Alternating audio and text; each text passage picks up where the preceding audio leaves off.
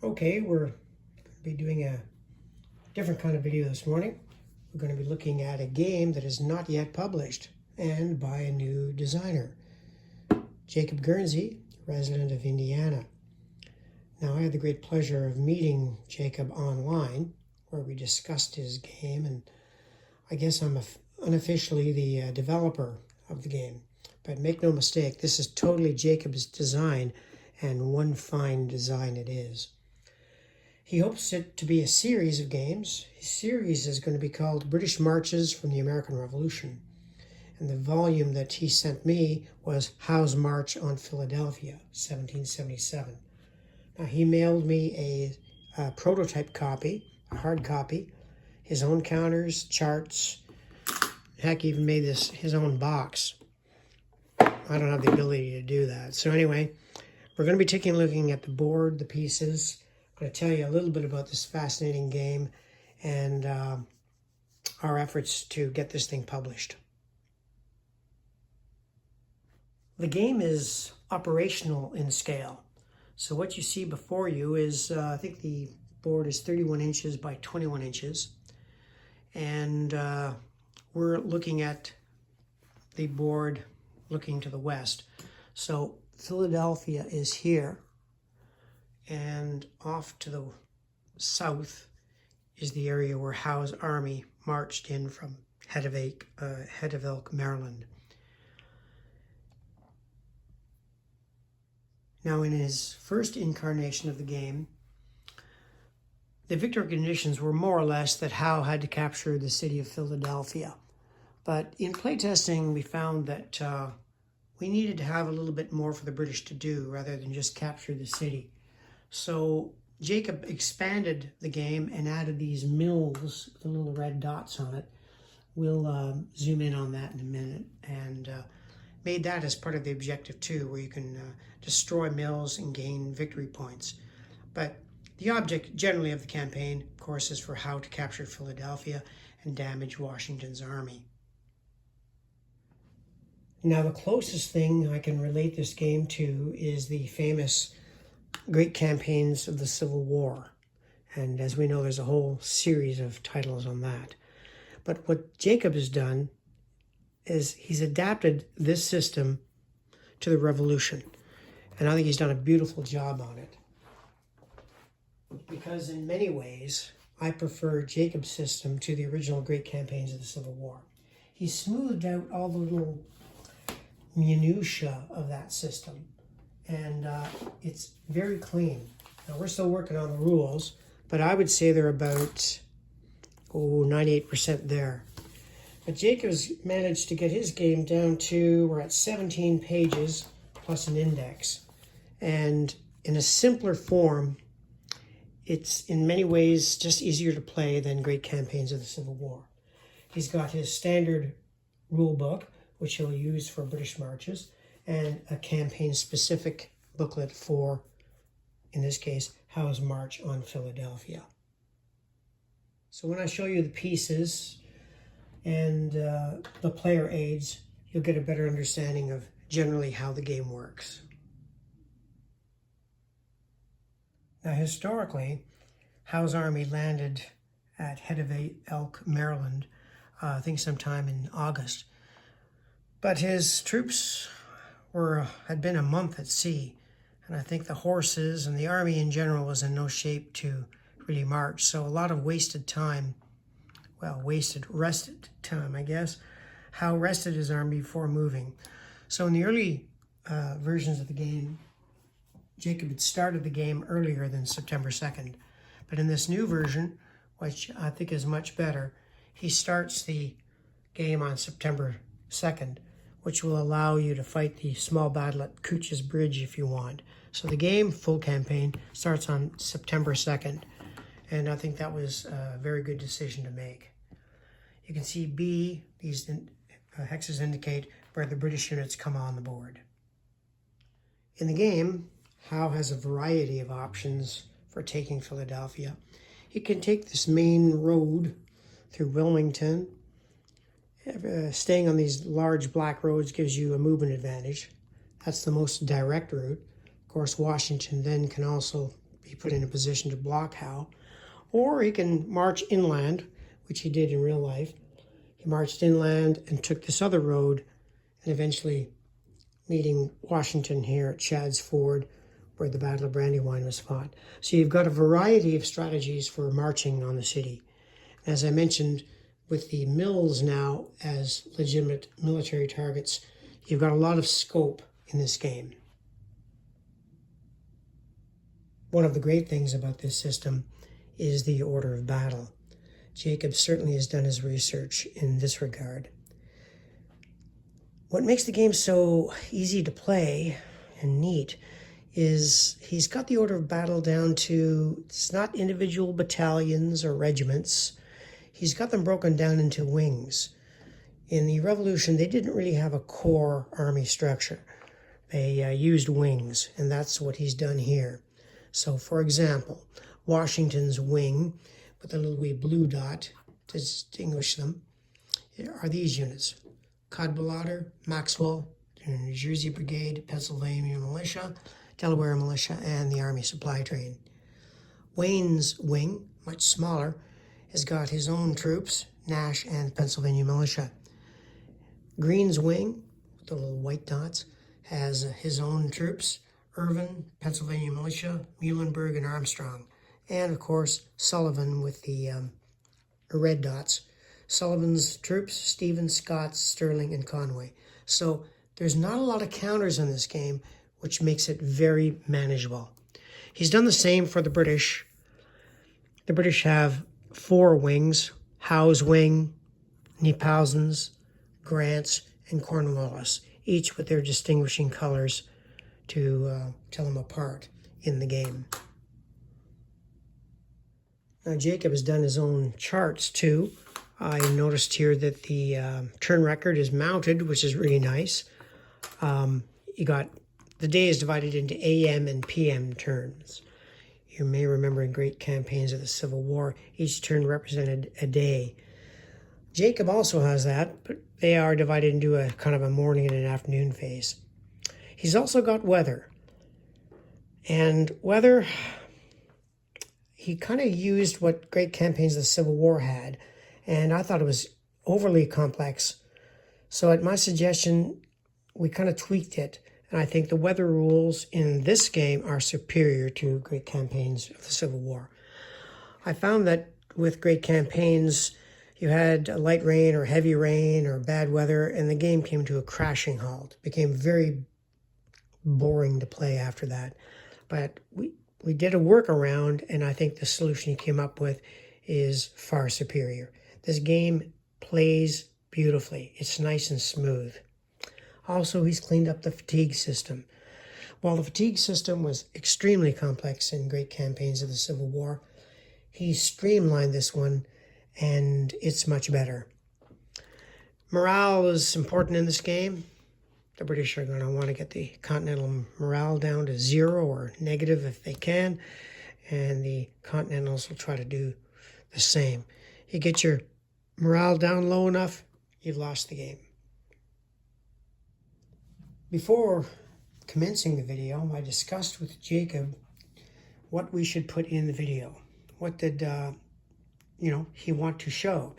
And we came up with 9 items that I thought were relevant to this new game. In other words, what makes this game different than other games on the American Revolution? So we came up with 9 points. And what I'm going to do is show you, explain these 9 points at the same time as showing you how the game works. Even discussing the points and showing you, how they work, I think will explain better than anything else on how great this game really is. Now, one of the things we wanted to emphasize with Jacob's game here is hidden units. You say, well, hidden units, what's the big deal about that? They've been around for a long time. Well, they certainly have. They've been around since the early days of Columbia with the blocks, little wooden blocks for hidden units. They were okay, they worked, but I have not seen them done so well since Wilderness Campaign done by SPI in 1973. It used hidden units too, and it used them really effectively. And it's funny, for a game designed in '73, you'd think that all of our modern war games would use hidden units. They do not. Even some of the most popular games, like Roads to Gettysburg. Fantastic system, great campaigns of the American Civil War. But they don't use hidden units, which is just amazing to me. But Jacob has come up with a very workable system for his game, and I really like it. And I'm going to try to show you how it works. Now, point number 2, which is his skirmisher rules, go hand in hand with these hidden units. So I'll try to show you how they work in the game. Now, before you is an example of what I'm talking about. Now, Jacob and I are playtesting the game via Vassal, and it's one of the best gaming experiences of my life. Because presently I'm taking the colonial forces and Jacob is taking the British. In the first game, I was the British, he was the colonial. And what you see on the Vassal module, and on the board too, if you want to use the hidden units, and I highly recommend you do, that's exactly what you see. So let's say you're the British. Now, in every other game I've seen, you just move the guy into the zone of control of the enemy unit, you both flip to see what they are, and that's that. That's your hidden movement. But this is far more sophisticated. Jacob has got a movement system similar to great campaigns of the Civil War, where the distance you move affects what you can do. But when you get adjacent to an enemy unit, because you have no idea what you're slamming into. Now let's, for the sake of the video, let's see what this unit is. Okay, it happens to be Morris, a light infantry unit, and he's a 1. So he's a very small unit. Okay, so if you go into chance forward here, do you feel like slamming against a unit that might be a 13 or so? You have no idea what's in front of you. So in this game, you can skirmish. So when you go adjacent to an enemy unit, you just declare, well, I'm having this hex skirmish with that hex. And then you go to the skirmish table, and using 2d6, you roll to see what the effect of that skirmish is. Now, in the original game, we found the skirmishing was kind of deadly. Whole strength points were lost and things like that, and I thought we should tone it down a little bit. So Jacob modified the skirmish table, and I find it much more effective. And there are modifiers depending on whether you're skirmishing up a slope or across a creek, across a minor river, that kind of thing. So let's say we have a simple case where this unit bumped into this one and he wanted to skirmish with him. So we'd roll the dice. In this case it's a 7, and it says FF, which means units gain fatigue. Just like in great campaigns of the Civil War, you have fatigue markers. So in this case, each person would put a fatigue marker under his unit. And they are still not revealed. So that was the result of that skirmish. But there are other possible results too. For example, if you had got the PSR result, the PSR result means that the defender has to reveal himself. So he'd have to flip over, and then the British would know that, aha, New Jersey Brigade, strength of 7. And I don't think I want to attack them. So the skirmish table alone brings a whole new dynamic to the game, which makes this game really alive. Now, later on, when you are not adjacent to the enemy again, you can mask yourself. And once you get these units moving in and out, you can't remember where everybody is. And that's one gem of a thing about this system. I've never seen the hidden movement system work so well as in this game. All right. You may remember that I mentioned the order of battle, that each of the units is part of a wing. In this case, the British have 4 wings. And Kniphausen's wing is the green car. And let's say you've got 2 units here of Kniphausen. For the video, we'll show what they are. That's Kniphausen himself with units attached. and stern, who is part of 8,000's wing. So when you activate a wing, you take the wing marker for that color, like so. Then you roll one die, 5, and that's how many movement points that wing gets. So that means that this unit, which is under 8,000, has 5 movement points. Of course, he'd still be hidden. Now, anytime you move in this game or do anything, you gain a fatigue. So if he actually moves, you put a fatigue marker under him. You can put him on under the counter like that, or if you find it more convenient to use these charts, you can put him there to show that he's got 1 fatigue. It certainly keeps the counter clutter to a bare minimum. And in Vassal, of course, you don't have to deal with that. But a very elegant way of showing fatigue, and much simpler than great campaigns of the American Civil War. Now, I don't want to keep comparing the two. Suffice to say, as I've said before, this is just a simpler, more elegant system of getting fatigue. And also, getting rid of fatigue is easier too. Remember I told you that the turns were divided into AM and PM? Well, in the PM turn, at the end of the PM turn, at the end of one day, you can remove 3 fatigues. So in the game, you're sort of continually trying to not go greater than 3, because you know at the end of the day, these fatigues will come off and you'll be fresh. So it's a very elegant system. So if you had 4 fatigues, you got to remove 3, the next day you'd still have 1 fatigue on. It's just a simpler and cleaner system, and it works very well. How does command and control work? Well, thankfully it's simple and elegant. Nothing new here, we've seen this before. Kniphausen's command control distance is 4. So if he's got units within 4 of him, this unit has his full 5 movement points as normal. If you are out of command control, you're going to have to roll for out of command. Okay, so in this example, Stern is out of command of Kniphausen. All he does is roll a die. You have to get 4 or greater. In this case, he rolls a 1, which means he's out of command. He is marked with an out of command marker, which means he cannot move or do any activity that turn. Now, next turn, the out of command marker comes off. You never get back-to-back out of command turns. Find a lot of games, you can be out of command, out of command, out of command. Unit can't move, and sometimes they don't move for days.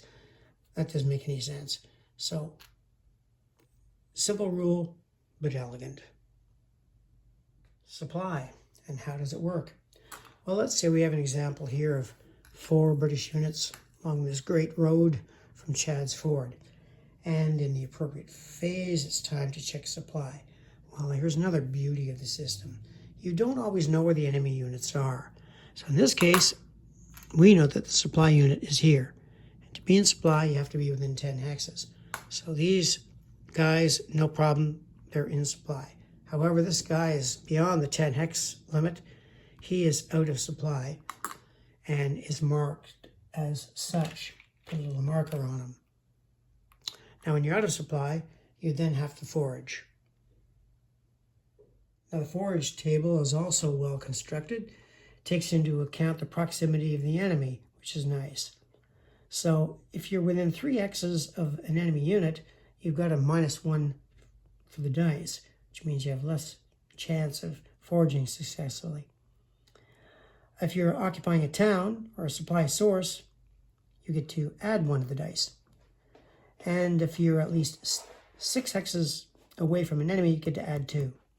So this unit is out of supply. He will roll the dice. And no enemy units are nearby, so he's going to get to add 2. He rolls a 5. Now you have to check his size. His size, he's a 6. So he'll be on this column, 5, so 7, no problem. He's foraging successfully. There is no penalty. Now, had he not successfully foraged, let's say he'd rolled a 1, he'd lose a step. Well, actually, because he's adding 2, he couldn't roll a 1. But let's say, for the sake of argument, we had a unit that rolled a 1, and he had to lose a step. Well, then you take the good old strength point markers out. He was a 6. Then you're going to put a strength marker under him to show he's a 5. Once again, if you'd rather use the order of battle sheets, you can do so, putting the 5 beside Kniephausen to show that he's strength of 5. So he's come up with a very clean system for keeping the counter clutter down to an absolute minimum.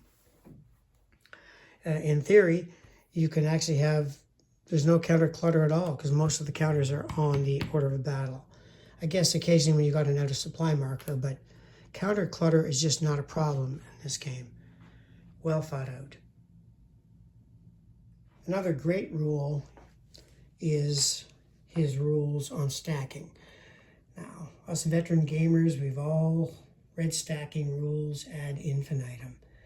You've seen games where there's a general stacking rule saying you can stack 3 units per hex, or another one is maybe you can stack 2 units per hex, or still another one you can't stack at all, or some have got another rule. You can stack so many combat points on a square.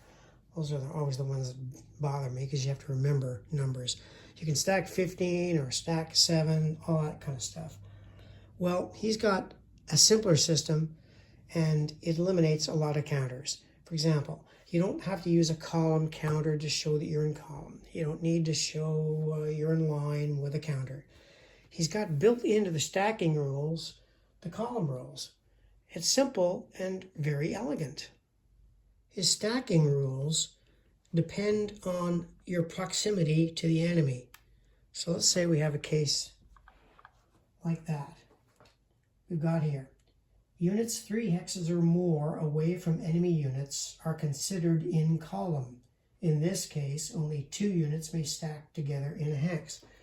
So instead of all these column markers you have to put, you can be, since these units are not within 3 hexes of the enemy, they can stack 2. So let's say they get a movement of 4, 1, 2, 3, 4, and you pay 1 for stacking. So it could be like 1, 2, and then 3, 4.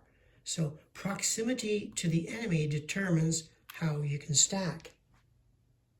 Now let's say you have a case where you've got units that are within 3 hexes of the enemy. In other words, they'd be kind of going to line. If you're within 3 hexes of the enemy, you can stack 3 units if they're from different wings. Now, the colonial player doesn't know what these units are, but the British player does. So he checks here, that's the green wing, that's the blue wing, and that's the green wing. So if there are different wings, they can only stack 3 together. So the maximum they could stack would be this, which would be allowed. And again, this is all the colonial player would see. But if they're all of the same wing, let's say the same color, let's say they were all green, he could stack 4, concentrating for battle. So again, with very clever mechanisms, he's combined column rules with stacking rules, with the wing rules, all elegant, with very few rules, and not a lot of messy counters to deal with on the board. Again, keeping the game very clean as to stacks. Another great rule is the flanking limits.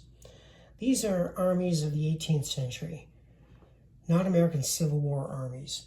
So you're not going to get these sweeping flanking movements that were undertaken by, Jackson and stuff. This is the 18th century, and commanders had a much greater hold on their wings than in the Civil War and later periods. Now, let's say, for example, you've got Kniephausen here again. His command range is 6. And let's say this subordinate unit is here, or even here, stern. You can go out of the command range of Kniephausen. In this case, 6. Let's say this fellow wanted to go up here. 1, 2, 3, 4, whatever. He's gone out of command range of Kniephausen. That is allowed. However, in the next turn, if you are out of command range, your move must be to get back in command range. So there are limits to the flanking maneuver. Now, well, what about the flanking maneuver that Howe performed at Brandywine? Well, you can still do it. Let's say you've got Kniphausen here, and this is where Howe did do his flanking march. They marched up here to the Forks and marched around and ended up turning Washington's flank near Birmingham Meeting House. So that's still possible to do that. So, this kind of thing up to here, and then you could move Kniphausen closer if you want, and this guy could continue his flank march. So flank march options are still there, but they're more limiting than they are in the Civil War. Another great feature of showing 18th century warfare. Okay, how does combat work? Well, let's say the British have managed to concentrate these 2 units against these 2 colonial units here at Concord. Now remember, these units are upside down. You have no idea what you're barging into. So you could use the skirmish table, as I showed you before in the previous example. Roll for skirmish and see if these guys can be identified before you attack. Or you might just want to bludgeon your way in and attack anyway. So let's say, for the sake of example, the British just decide to attack.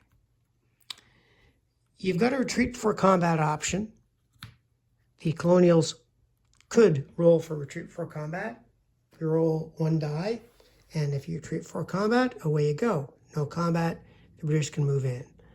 Let's say in this case, the British attack, and the colonials say, yeah, I'll oblige you.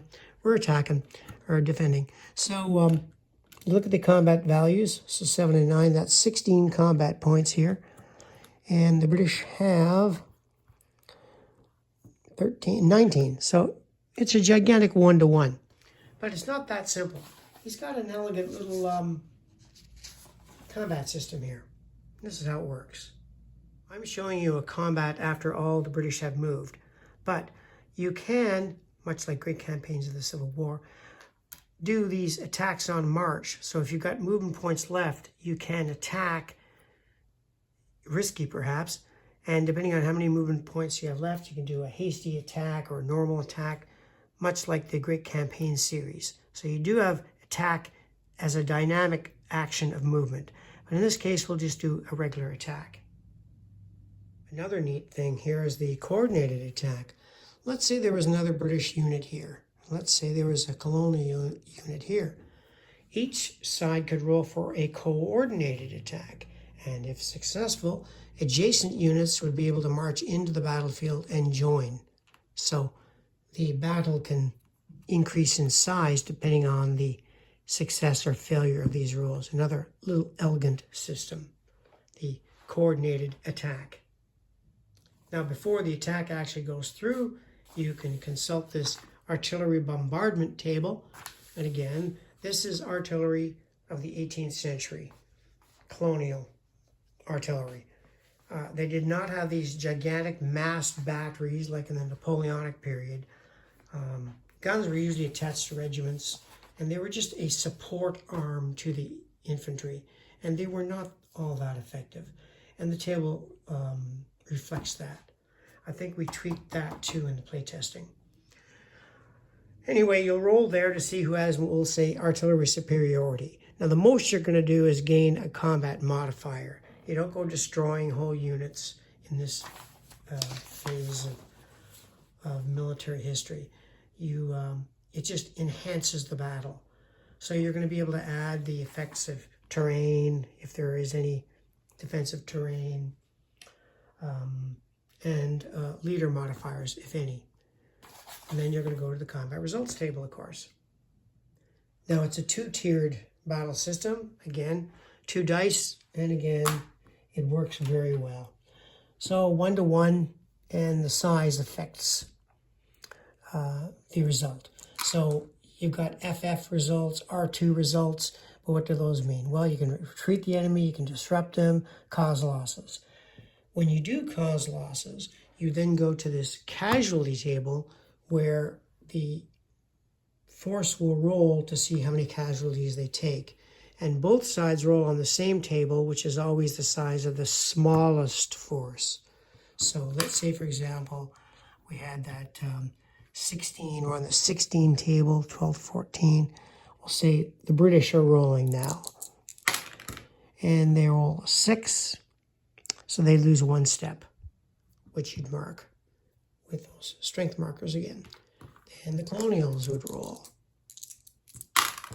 And they get a 7. They also lose 1 step. So you're going to see that the battles of this period are kind of indecisive. You're not going to get these bloody results like the Battle of Antietam in the Civil War. You're not going to destroy whole columns. So that's kind of the way combat works, a 2-tiered system, plus the skirmishing, don't forget. I didn't get into some of the smaller tactical things you can do, like sending some workmen out and laying down some abattis, which later on can be improved to entrenchments if you like. But that takes time. Time is of the essence in this game too. But that's something you can do to slow down the British. Throw up some abattis. And the effects of abattis are you have to spend extra movement points to enter the square, or spend extra movement points to remove the abattis. Another way of gaining time. And for the British, as I mentioned, you want to be burning up some of these mills if you can to get victory points, which in turn will bring down the colonial morale.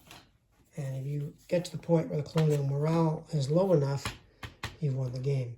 Plus, you get points for capturing Philadelphia. So, I don't know. I hope I've done the game justice. It's unpublished yet. It's being fine-tuned now. And I think it's just about ready to submit to a publisher. So that's all I can say about Howe's March on Philadelphia, part of the British Marches for the American Revolution by designer Jacob Guernsey. And good luck, Jacob. Let's see if we can get this thing published. Thank you for watching.